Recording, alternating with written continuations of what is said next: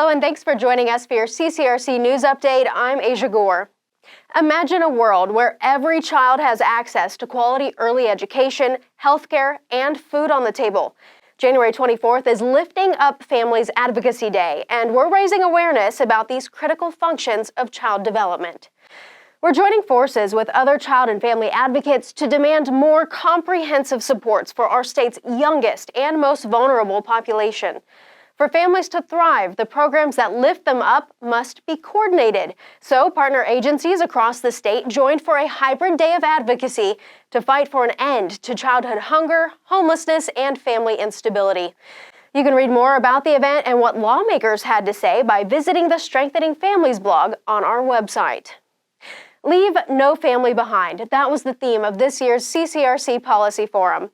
It was a full house at the California State University Northridge Grand Salon. The event was sponsored by First 5 LA. Experts and advocates in the childcare field weighed in on pressing child and family issues. Here's a taste of what we learned.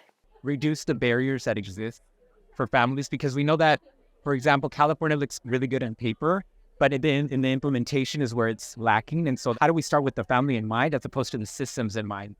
I think we saw a lot about some of the data about the past, present, and predictions for the future on where we're heading with family well-being and kind of what we need to be putting in place to make sure that families are well cared for in our community. And I think a lot of the discussion around how we are really building those guardrails and upholding those to make sure that we're helping folks before it's too late. If you missed the event, keep an eye out for details on our San Bernardino Policy Forum coming up in March. Assessing children's milestones at a young age can lead to early identification and intervention of potential developmental delays. But many children never receive this important assessment. That's why CCRC is conducting pilot programs for families and child care providers to connect them with screenings and tools, information, resources, and individualized support.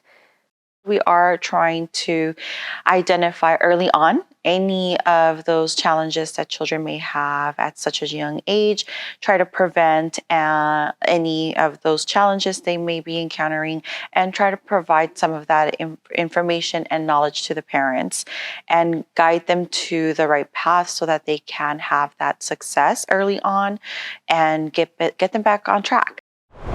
In addition to developmental screenings, we offer families assessments of their finances, health, employment, and other important services. Antelope Valley families who do not currently receive child care financial assistance but are interested can visit the Developmental Care Coordination Program page on our website to learn more and connect with a care coordinator.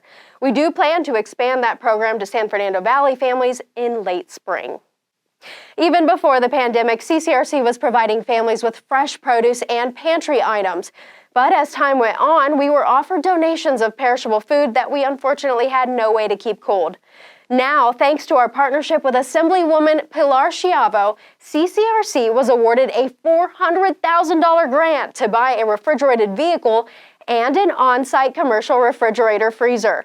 This infrastructure grant will enable CCRC to expand our food distribution program called Fill the Fridge. We can now include perishable item donations like fresh milk, eggs, meat and cheese, and bread, frozen food, and fresh fruits and vegetables. Nearly 1 in 5 Californians, that's about 8 million people, currently experience food insecurity. As food prices continue to soar, the need for accessible and affordable food is great. Now we can help address the nutritional needs of children in our community. For me, this is, so meaningful to be able to secure these funds. I know that food insecurity, unfortunately, is such a big need in our community, and kids really can't focus. CCRC has distributed more than 1 million food items to under-resourced families over the past 5 years. Our agency's board of directors helps steer CCRC towards growth, success, and expanded impact. One board member, Wang, has supported these goals for over 7 years. CCRC reporter Lucy Ford introduces us. That's right, Asia. Wang comes from a technology background, but it's his own family connection that brought him to CCRC. When I had my son, he was young and he was developing a little slow, so he didn't speak until he was like 3 years old, and we were looking for help with that to help him developmentally. Peter Wang and his wife found help with the California State University Northridge program called Right Start. That was such a wonderful program. It helped us so much with my son. He mistakenly thought the program was part of CCRC's Head Start. So when a coworker at his former tech company introduced him to Dr. Michael Olnick, he believed he was already familiar. He soon learned the programs were not the same, and he found support of CCRC's mission and goals. And when CCRC President and CEO, Dr. Michael Olnick, asked Peter to become a board member, he obliged. So I came from the IT tech world, and I spent most of my career in technology startups. So I was familiar with meeting with board members, being on some boards of like for-profits, and kind of like helping with that in terms of organization and growth. So I felt I could bring that to CCRC. Peter's background includes responsibility of a $30 million annual budget and management of overseas staff as a director of systems engineering.